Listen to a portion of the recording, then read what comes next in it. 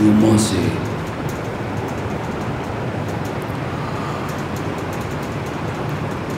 اس عنوان سے گفتگو ہو رہی ہے،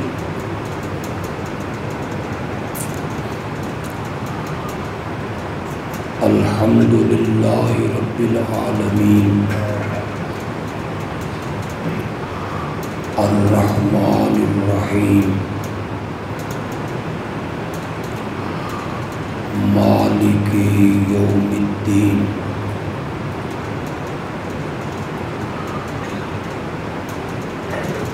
اس پر بڑی تفصیلی گفتگو میں نے کی۔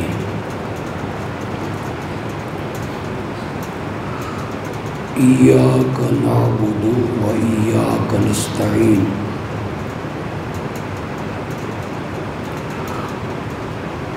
اس پر بھی تمہیدی گفتگو میں کر چکا ہوں۔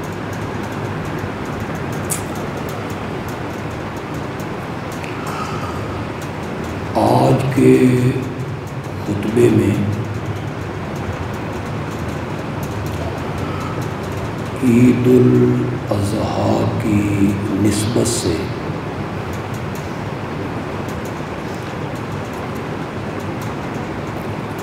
میں اس سے ہٹ کے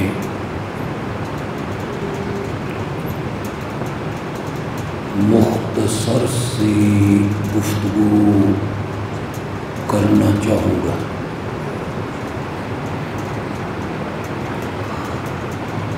اور یہ تب ہی ممکن ہے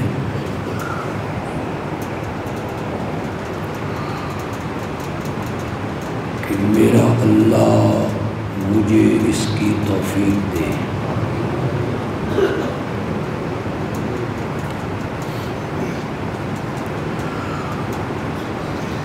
اتنی بات تو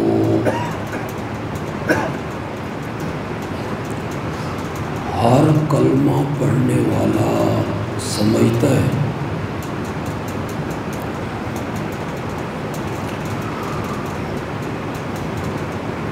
کہ ان 3 دنوں میں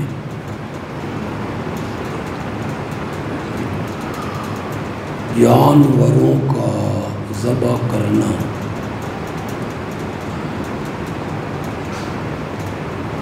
اسے سنت ابراہیم کہا گیا ہے۔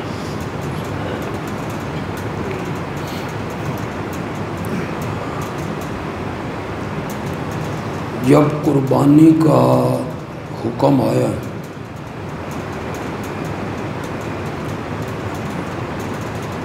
اور یہ مدینہ منورہ میں ہے،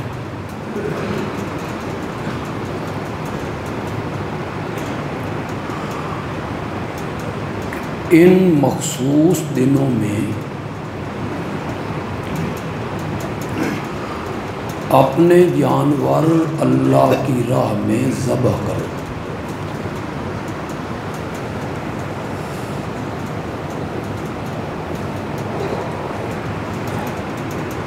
اس حکم کے آنے کے بعد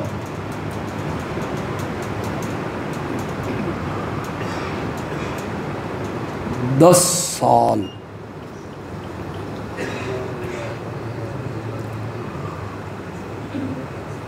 نبی اکرم صلی اللہ علیہ وسلم ہر سال 2 دمبے اللہ کی راہ میں قربان کرتے تھے۔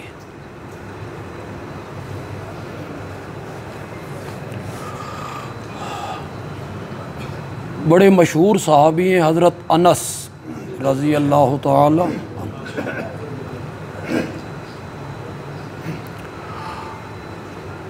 وہ بھی اسے بیان کرتے ہیں، اور حضرت سیدنا علی ابن ابی طالب رضی اللہ تعالی عنہ نے بھی اسے بیان کی۔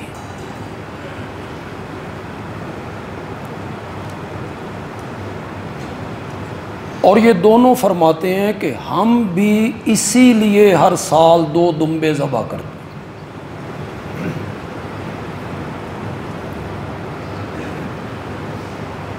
آپ نے فرمایا اگر طاقت اور استطاعت کے باوجود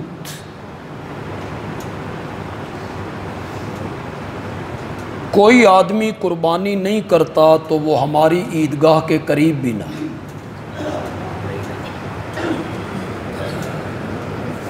میں سمجھتا ہوں یہ بڑی سخت وعید ہے کہ وہ ہماری عیدگاہ کے قریب نہ آئے۔ قرآن نے بھی اس طرف اشارہ کیا۔ سورۃ کوثر تو آپ سب کو یاد ہے،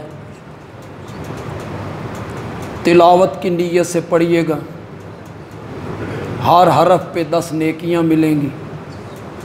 اِنَّا أَعْطَيْنَاكَ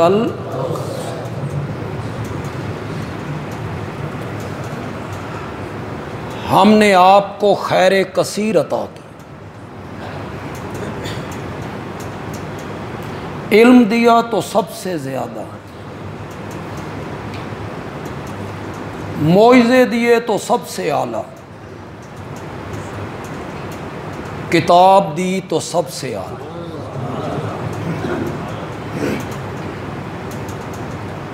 جیسے یار آپ کو عطا کیے ایسے یار بھی کسی نبی کو عطا نہیں۔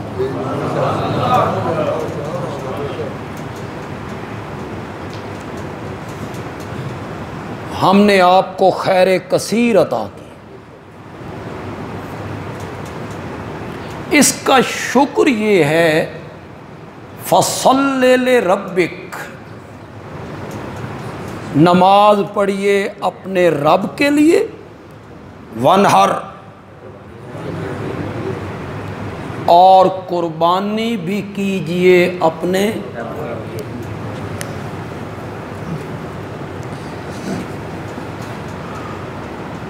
ایک تو مفہوم یہ ہے کہ اللہ کے سوا کسی کی قولی اور بدنی عبادت نہیں کرنی، صرف رب کی کرنی ہے۔ ایک معنی یہ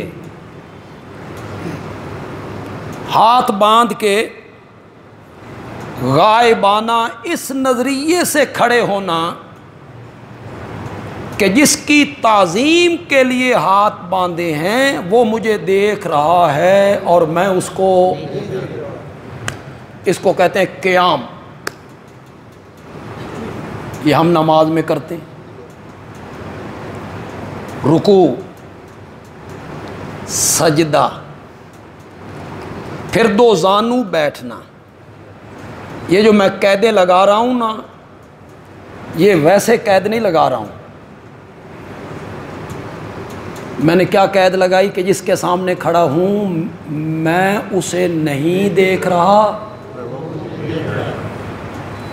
یہ قیام عبادت بنے گا۔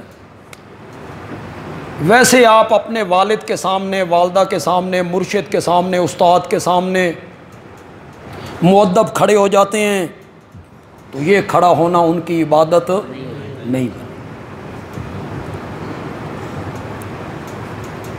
اتحیات میں جب آپ 2 زانو بیٹھتے ہیں تو یہ 2 زانو بیٹھنا عبادت ہے، لیکن اگر آپ اپنے والد کے سامنے یا استاد کے سامنے یا مرشد کے سامنے اس کی تعظیم کرتے ہوئے، ادب کرتے ہوئے آپ یوں بیٹھ جاتے ہیں تو وہ بیٹھنا ان کی عبادت نہیں ہے۔ کیوں؟ اس بیٹھنے کے پیچھے وہ نظریہ نہیں۔ کیا نظریہ؟ جس ذات کے سامنے میں بیٹھا ہوں میں اسے نہیں دیکھ رہا اور وہ مجھے، اس عقیدے نے 2 زانو بیٹھنے کو کیا بنا دیا؟ بولیے گا تو صحیح، عبادت۔ اپنے والد کے سامنے آپ بیٹھے وہ عبادت نہیں، اپنے استاد کے سامنے آپ بیٹھ گئے تو وہ بیٹھنا عبادت نہیں،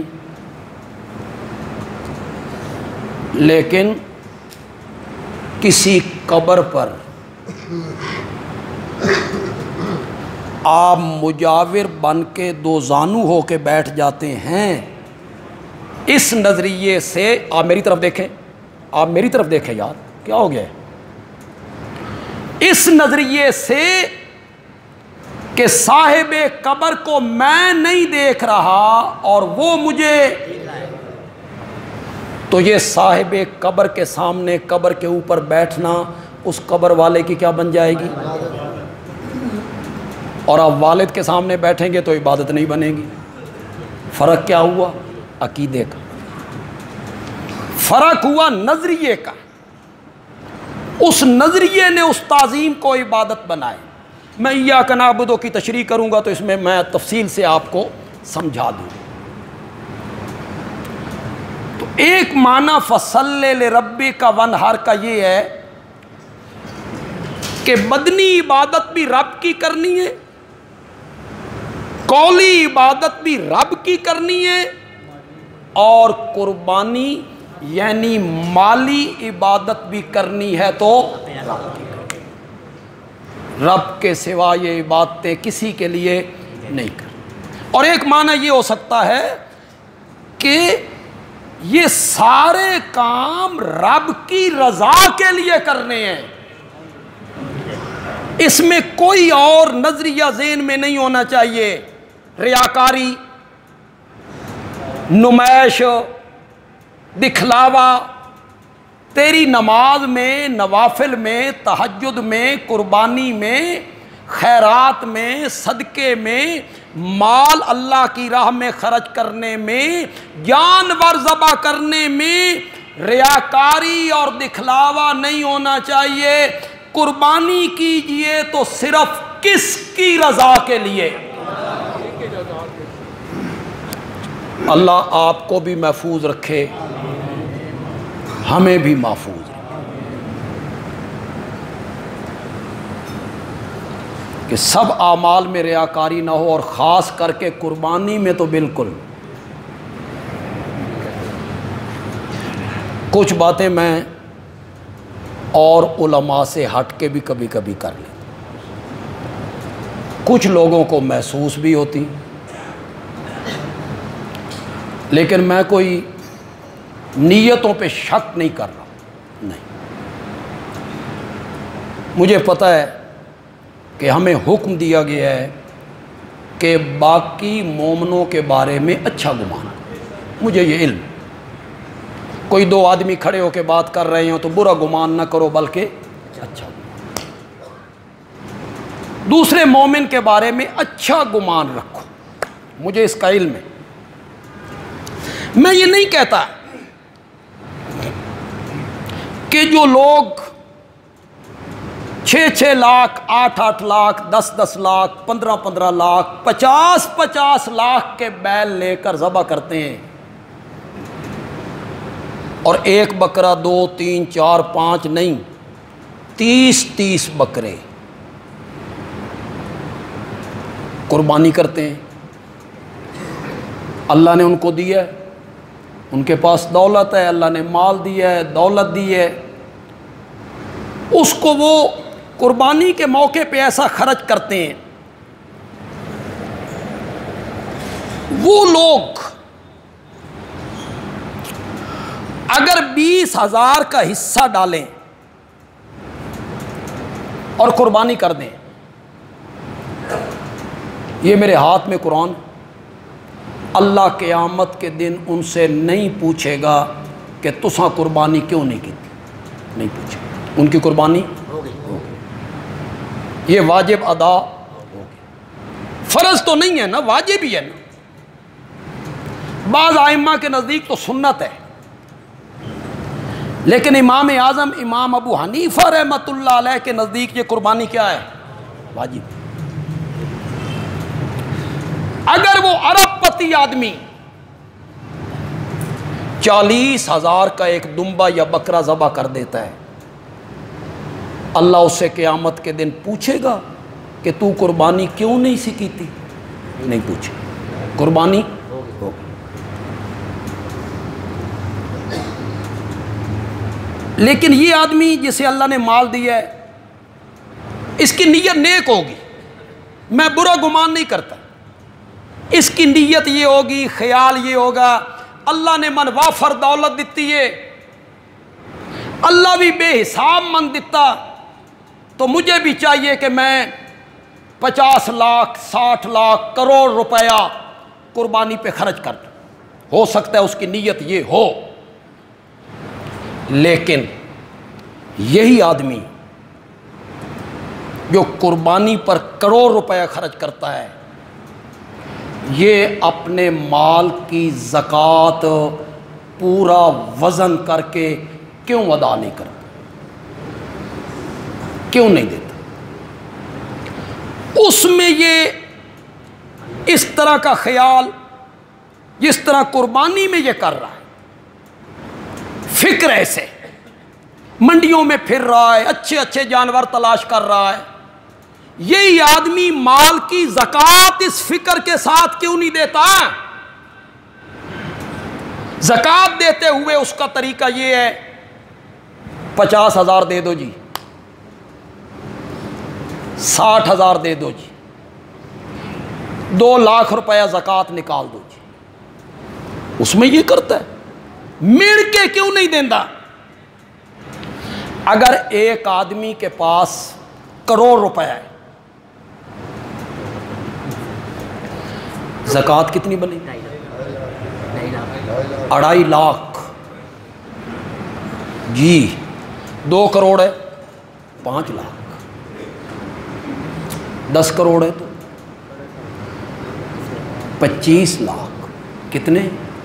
25 لاکھ۔ کون دیتا ہے؟ کون اس کی ادائیگی کرتا ہے؟ خدا گواہ ہے، ایک نظام ہے روس نے ایجاد کیا 1920 میں، کیمونزم، چائنا میں بھی اس پہ کچھ عمل ہوا ہے۔ سن 70 کا جو الیکشن ہمارے ملک میں ہوا، 1970 کا الیکشن، اس میں ذوالفقار علی بھٹو صاحب وہی نعرہ لگا کے سیاست میں آئے، وہی سوشلزم، اس کے ساتھ انہوں نے اسلامی سوشلزم، صرف سوشلزم نہیں، اس کا کیا نام دیا؟ اسلامی سوشلزم۔ یہ ہوندہ اسلام نو ٹچ دینا، بھئی لوگ چونکہ اسلام کے ہیں نا پیار کرنے والے، انہوں نے اسے کہا اسلامی سوشلزم ہماری معیشت ہے۔ کیوں بھائی؟ اگر اسلام دین کامل ہے تو کیا اسلام نے ہمیں معیشت نہیں سکھائی؟ اگر یہ دین کامل ہے، اس میں معیشت کا نظام کوئی نہیں کہ آپ معیشت کا نظام لینے کے لیے روس کی طرف دیکھیں، چائنا کی طرف دیکھیں، روس میں وہ نظام ناکام ہو گیا، 1 صدی بھی نہیں چلا۔ ایک نظام ہے سرمایہ دارانہ نظام۔ سرمایہ دارانہ نظام کا یہ مطلب ہے جو کمایا میرا ہے، اس پہ کسی کا کوئی حق نہیں۔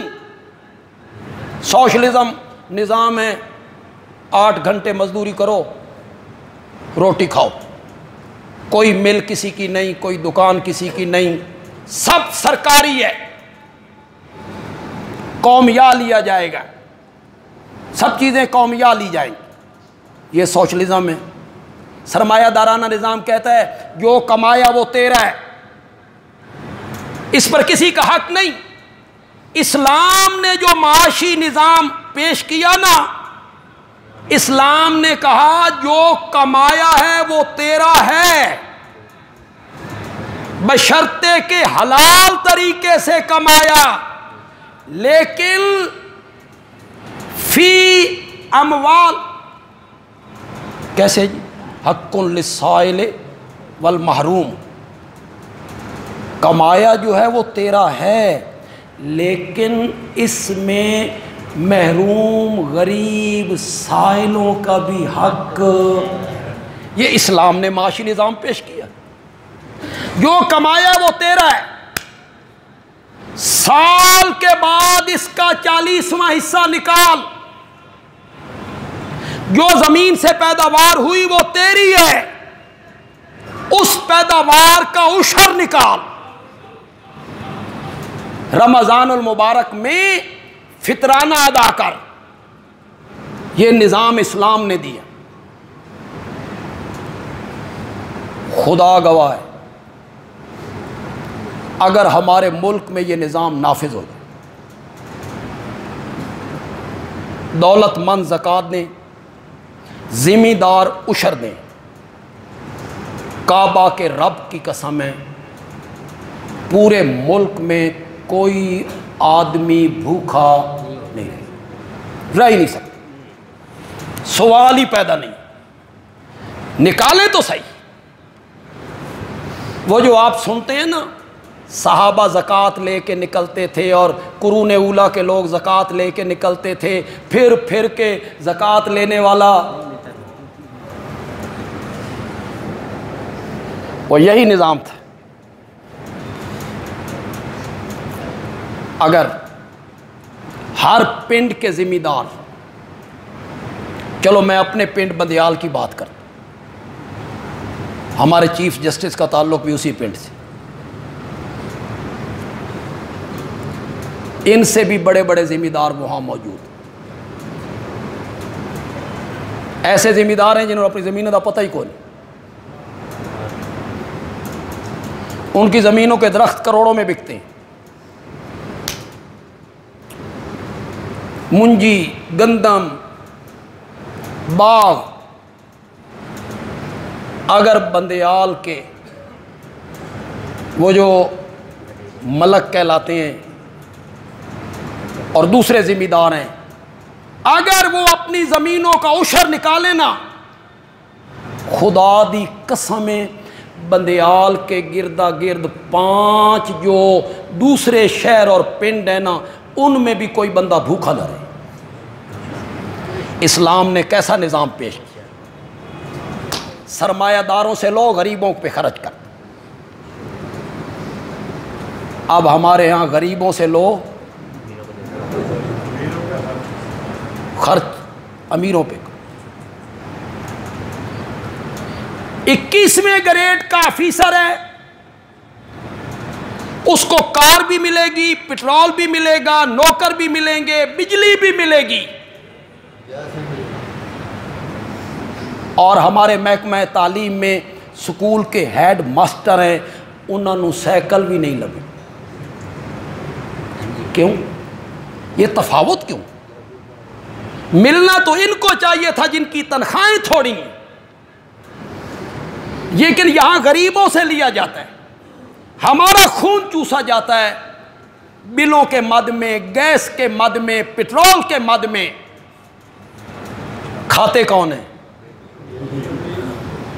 سینٹ کے چیئرمین نے اپنی مراد میں ریٹائر ہونے کے بعد جو کچھ حاصل کیا، جب وہ سفر کریں گے تو 1 کلومیٹر سفر کا انہیں 400 روپیہ ملے گا۔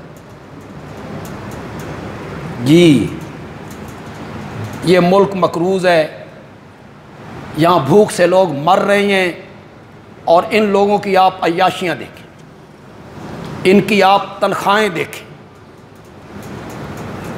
اسلام نے جو نظام پیش کیا معیشت کا، خدا کی قسم دنیا کا کوئی نظام اس کا مقابلہ نہیں کر سکتا۔ وہ کہتے ہیں کماؤ، مال تیرا ہے، کروڑ روپیہ کمایا تو نے، کروڑ روپیہ،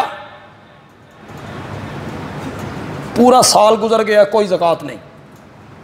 زکوٰۃ سال کا گزرنا شرط ہے، اگلے سال اس میں سے تیرے پاس 90 لاکھ رہ گیا، 80 لاکھ رہ گیا، یا وہ 1 کروڑ تیرا 1.25 کروڑ ہو گیا، اگلے سال اس کا کتواں حصہ؟ 97.5 لاکھ تیرے۔ نظام دیکھیں، 97.5 لاکھ تیری ہیں، ہمیں کتنا دینا ہے؟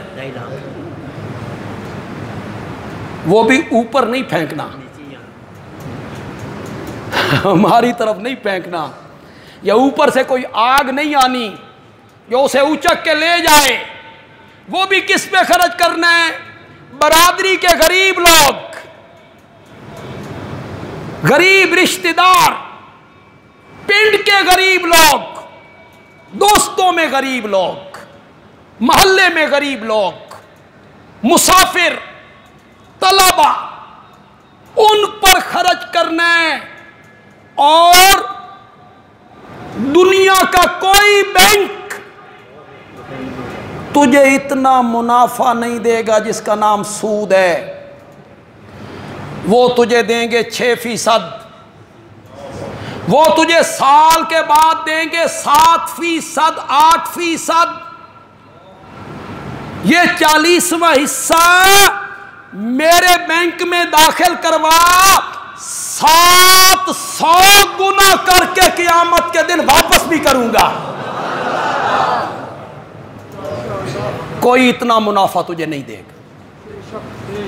اور یہ 7 گنا فرمایا، اگر خرچ کرنے والے میں اخلاص زیادہ ہوگا نا تو ہم 700 گنا سے بھی بڑھا دیں۔ میں تو حیران ہوتا ہوں کبھی کبھی ایک حدیث پڑھ کے، خدا دی قسم ہے، قیامت کے دن ایک بندہ آیا ہے، اس کے اعمال تولے گئے ہیں، اعمال اس کے کم پڑ گئے ہیں، نیک عمل، اور وہ بڑا پریشان اور گھبرایا ہوا ہے، اور اللہ اس سے کہتے ہیں گھبرایا کیوں ہے؟ کہ مولا اعمال کم ہے نہ نیک اعمال۔ اللہ فرمائیں گے تیری ایک نیکی ہمارے پاس محفوظ ہے، وہ لے اور نیک عمل والے پلڑے میں رکھ۔ کون سی نیکی؟ اللہ فرمائیں گے یہ پہاڑ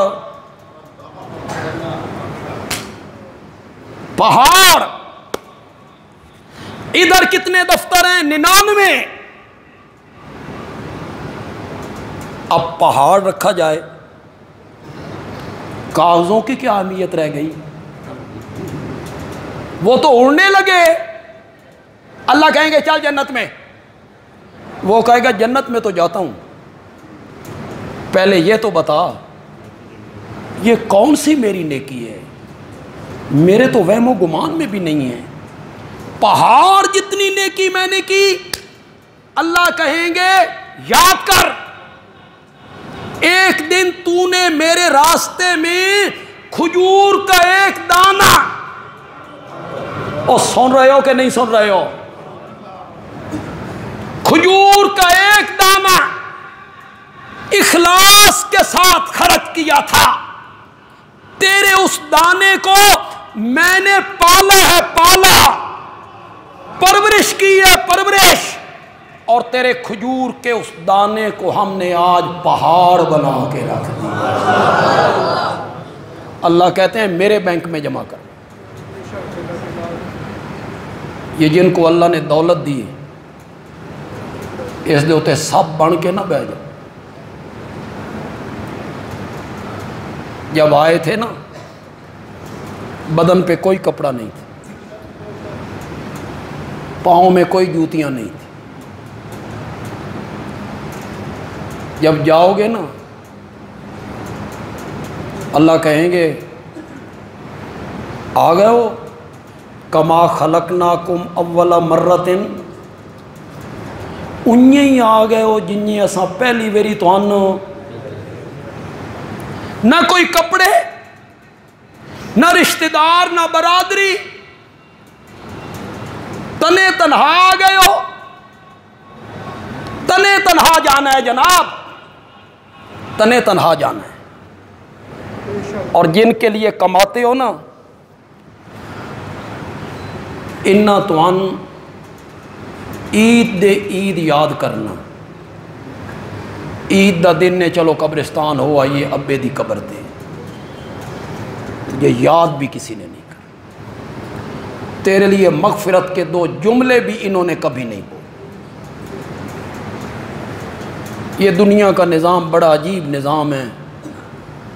بندہ سمجھتا ہے یہ گھر میری وجہ سے چل رہا ہے، یہ فیکٹری میری وجہ سے چل رہی ہے، یہ مدرسہ میری وجہ سے چل رہا ہے، یہ مسجد کی خطابت میری وجہ سے چل رہی ہے، یہ خاندان کا نظام میری وجہ سے چل رہا ہے.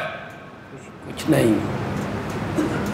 وہ بندہ چلا جاتا ہے، سب نظام چلتے رہتے، سب نظام چلتے رہتے، کچھ نہیں رکتا. یہ بندہ سمجھتا ہے میں ہوں تو سب کچھ ہے. نہیں. آپ میں جو مالدار لوگ ہیں، اللہ نے آپ کو دولت دی ہے، تواڈی رب نال رشتہ داری کوئی نہیں، تواڈی رب نال برادری کوئی نہیں.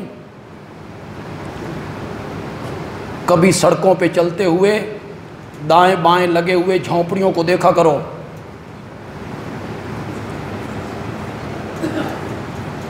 سناؤ دو تین دن گرمی دا کی حال ہے؟ بولو ذرا. پنکھوں میں ہو، ایئر کنڈیشن میں ہو، ایئر کولر میں ہو، ٹھنڈی چھاؤں میں ہو. وہ جو سڑک کے کنارے کپڑے کی جھونپڑیوں میں رہنے والے لوگ ہیں، نیچے تپتی ہوئی زمین ہے، وہ بھی اسی رب کے بندے ہیں. تین اللہ دے چھڑیا، ان کو محروم کر دیا. اس پر اللہ کا شکر کیا کر. اس دولت پہ فرعون نہ بن، اس دولت پہ سام بن کے نہ بیٹھ. دولت پہ مغرور ہو کر غریبوں پہ ظلم نہ ڈھاؤ. نوکروں پر، ملازموں پر، سیلز مینوں پر دولت پہ مغرور ہو کر یہ ظلم نہ کیا کرو. کچھ نہیں ہے یہ دولت. الہاکم التکاثر. پڑھو آگے. تمہیں غفلت میں ڈال دیا، تمہیں غفلت میں ڈال دیا مال کی کثرت نے. خواب میں بھی تم سوچتے رہتے ہو فلانی دکان تے او فیکٹری تے او مال تے او باغ تے او سونا تے او چاندی. سارا دن اس میں لگے ہوئے ہو. نہ تمہیں روٹی کھانے کا ہوش ہے، نہ تمہیں قضائے حاجت کرن دا ہوش ہے. قضائے حاجت کے لیے جائیں گے پچھو گاہ ٹر جانے نے. کیا زندگی ہے یہ؟ الہاکم التکاثر. مال کی کثرت نے تمہیں غافل کر دیا. حتی زرتم المقابر. مقابر کا کیا معنی؟ یہاں تک کہ تم جا پہنچے خالیات، کچھ بھی نہیں ہے. جو ارب پتی آدمی ہے اس کو بیٹے 2 گھوڑے دی بوسکی دا کفن دین. ساڈا ابا بڑا امیر سی، کفن 2 گھوڑے دی بوسکی دا ہونا چاہیے. غریب امیر سب کا کفن.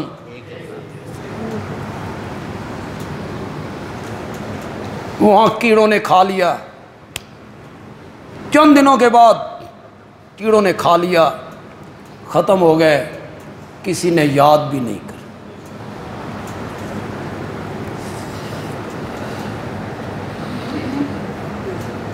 بیٹوں سے نام زندہ رہتا ہے. تواڈے چو جس نو اپنے پردادے دا نام آندا ادھر ہاتھ کھڑا کر. پردادے دا نام بس. پردادے دے ابے دا آندا تے ہن کھڑا کرو جو کسی جرأت تے. مجھے بھی پردادے کے باپ کا کوئی پتہ نہیں، مجھے بھی صرف پردادے تک کا پتہ ہے. وہ بھی ایک علمی نسبت ہے کہ وہ بہت بڑے عالم تھے، فارسی کے امام تھے. 4 زبانوں میں انہوں نے لغت لکھی تھی، 4 زبانوں میں، اور شعروں میں لکھی تھی. طالب علم اس سے محظوظ ہوں گے. کالا گفتن، کالا عربی ہے، گفتن فارسی. کالا کا معنی ہے گفتن. کالا گفتن آنکھ آؤ سے ایک مرد کہتا ہے. آنکھ آؤ سے ایک مرد پنجابی ہوگی، کہتا ہے اردو ہوگی. تو بڑے عالم تھے، فارسی کے امام تھے وہ. مجھے تو اپنے پردادے تک کا پتہ، اس کے بعد کا تو مجھے پتہ بھی نہیں ہے کہ ہمارے وہ پردادا کہاں سے آئے تھے. وہ بندیال آئے تھے، کہاں سے آئے تھے اس کی مختلف روایتیں ہیں. لوگوں کو پردادے کا نام نہیں پتہ. یہ کہتے ہیں اولاد سے نام زندہ رہتا ہے. اولاد سے نام زندہ نہیں رہتا، نیک عمل اور دنیا میں اچھے کام کرنے سے نام زندہ رہتا ہے. مولانا سلطان محمود نامی. کبھی کبھی میں اپنے رسالے میں ایک اپنے نام سے جو مضمون نہ لکھنا چاہتا تھا تو میں ابن سلطان کے قلم سے وہ مضمون لکھتا. ابن سلطان یعنی فرضی نام ابن سلطان، اس سے میں رسالوں میں مضمون لکھتا رہا. نام زندہ رہتا ہے اچھے کام کرنے سے. کوئی اسپتال بناؤ، کوئی ڈسپینسری بناؤ، رفاع عامہ کا کوئی کام کرو، اس سے نام زندہ رہتا ہے. اولاد پہ نہ جاؤ، انتن یاد بھی کدی نہیں کر.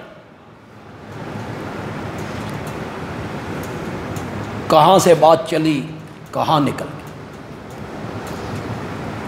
جو لوگ کروڑ کروڑ کی قربانیاں کرتے ہیں وہ زکوٰۃ کیوں نہیں دیتے؟ کیوں بھائی سوال بنتا ہے کہ نہیں بنتا؟ سوال تو بنتا ہے. وہ زکوٰۃ کیوں نہیں دیتے؟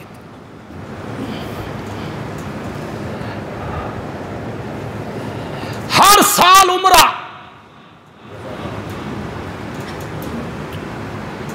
کیا ہو رہا ہے جی؟ بیٹری چارج کرن ٹرے ہیں. کیوں؟ بیٹری تو اتنے بھی چارج ہوتا. وَإِذَا سَأَلَكَ عِبَادِي أَنِّي فَإِنِّي قَرِيبٌ أُجِيبُ دَعْوَةَ الدَّاعِ إِذَا دَعَانِ. قبولیت دعا کے وقت تو یہاں بھی ہیں وہاں بھی ہیں. میرے آقا نے فرمایا فرض نماز کے بعد اور آدھی رات کے بعد یہ قبولیت دعا کا وقت ہے.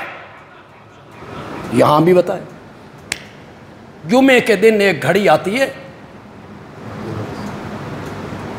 اس گھڑی کے ساتھ جس بندے کی دعا ٹکرا گئی نا اللہ اس دعا کو رد نہیں کرتا.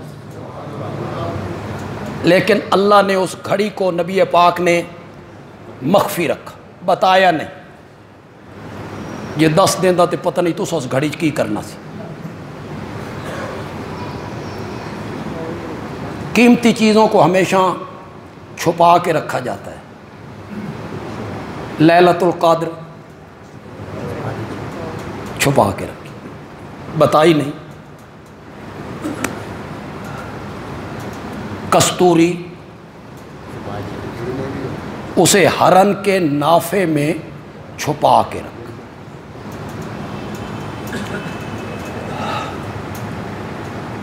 مروارید موتی چھپا کے رکھے. کسی کو کیڑوں کے منہ میں،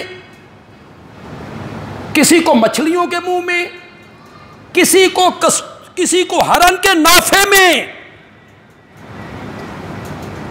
جڑیاں شیاں قیمتی ہوندیاں نا وہ چھپائیاں جاندیاں.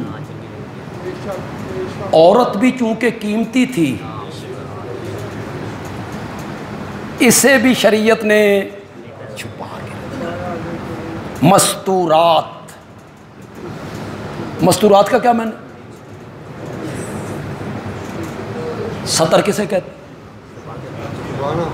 مستورات کا معنی کیا ہے؟ چھپی ہوئی چیز، چھپی ہوئی چیز. اور آج جو ہماری مائیں بہنیں بیٹیاں محفلوں میں مجلسوں میں پہنچتی ہیں اور وہ کہتی ہیں اساں بھی زنانیاں تسی مستورات ہو یا مکشوفات ہو؟ تم ہو مکشوفات، اور جو عورتیں ہوتی ہیں وہ کیا ہوتی ہیں؟ مستورات، انہیں چھپا کے رکھا جاتا ہے۔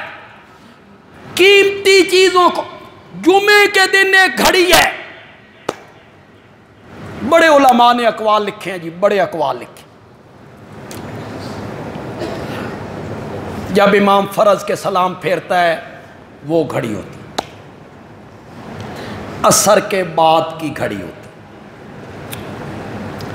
امام عربی خطبہ دینے کے لیے منبر پہ بیٹھتا ہے وہ گھڑی ہوتی ہے۔ سب سے مضبوط قول یہ ہے کہ امام دو خطبوں کے درمیان جو تھوڑی دیر کے لیے بیٹھتا ہے وہ گھڑی، اس میں آپ زبان سے دعا نہیں کر سکتے، دل میں دعا کر۔ دو خطبوں کے درمیان جب امام بیٹھ گیا، خطیب بیٹھ گیا، تو وہ جو گھڑی ہے اس میں آپ دل میں اپنے اللہ سے کیا کریں گے؟ دعا کریں۔ فَصَلِّ لِرَبِّكَ وَانْحَرْ، نماز بھی پڑھیے کس کے لیے؟ اور قربانی بھی کیجئے کس کی رضا کے لیے؟ وہ جو قربانی کی دعا ہے عربی میں، پھر میں اچھا گمان کروں گا کہ آپ میں سے اکثر لوگوں کو یاد ہو، میں پڑھ دیتا ہوں، جن کو آتی ہے وہ میرے ساتھ پڑھیں۔ انی وجہت وجہی للذی فطر السماوات والارض حنیفا وما انا من المشرکین ان صلاتی ونسکی ومحیای ومماتی للہ رب العالمین لا شریک لہ وبذالک امرت وَأَنَا أَوَّلُ یہ عربی ہے، دعا آنی چاہیے، لیکن نال اس دا معنی بھی آنا چاہیے۔ صرف نہیں دعا عربی میں پڑھ دی، میں نہ بندے نو پتہ کوئی نہیں میں کی آکھ رہے ہیں، معنی آنا چاہیے۔ معنی میں ابھی آپ کو سناتا ہوں۔ اگر کسی کو یہ دعا نہیں نہ آتی یا آتی ہے تو یہ دعا کر کے نہ او اپنے رب نال قربانی ذبح کرن تو پہلے اپنی زبان وچ گل کرے، وہ ساری بولیاں جانتا ہے، ساری بولیاں جانتا ہے۔ عربی تو خیر عربی ہے، اس کا جواب ہی کوئی نہیں، لیکن ہمارے لوگوں کو آتی نہیں نا، اس کا تفسیر تشریح مفہوم نہیں نہ آتا، اپنی زبان دا پڑھا۔ میرے تفسیر کے استاد تھے حضرت شیخ القرآن مولانا غلام اللہ خان، بڑا نام ہے، بڑا نام ہے، ہر وقت کے حکمران کو اس بندے نے للکارا ہے، جیلیں بھگتی ہیں، جلا وطن ہوئے ہیں، گلے پہ استرے چلے ہیں، پنڈی میں بیٹھ کے راجہ بازار مرکز میں بیٹھ کے کسی کو معاف نہیں،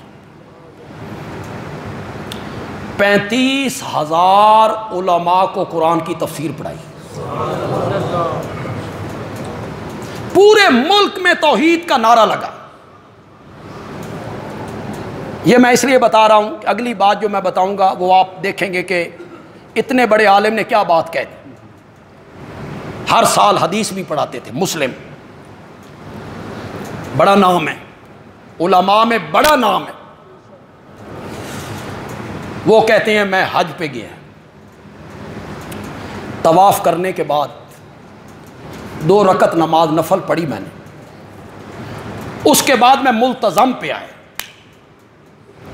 ملتزم وہ جگہ ہے حجر اسود اور بیت اللہ کا دروازہ ہے نا، اس کے درمیان والی جگہ، دروازہ بھی شامل نہیں، دروازہ اس میں شامل نہیں ہے، دروازہ اور حجر اسود اس کے جو درمیان جگہ ہے، اس جگہ کہتے ہیں ملتزم۔ ملتزم کا لفظی میں نے جس سے چمٹا جائے، جس سے چمٹا، حکم یہ ہے کہ اس سے آ کے آپ چمٹ جائیں، سینہ اس کے ساتھ لگائیں، ہاتھ اپنے بلند کر لیں اور رخسار اپنے اس دیوار کے ساتھ لگا لیں۔ تصور یوں کریں بھائی اللہ نو اساں جفی پا لیں۔ یہ قبولیت دعا کی جگہ ہے، اس جگہ پہ جو دعا مانگی جائے نا وہ اللہ قبول کرتے۔ حضرت شیخ کہتے ہیں میں نفل پڑھنے کے بعد اس جگہ پہ آیا نا تو مجھ سے پہلے ایک آدمی اس کے ساتھ چمٹا ہوا، مجھے محسوس ہو گیا اے پاکستانی ہے بھی گجرات دے علاقے دا تے ہے بھی کوئی چودھری وڈیرا زمیندار سرمایہ دار آدمی۔ شیخ کہتے ہیں میں اس کے پیچھے کھڑا تھا،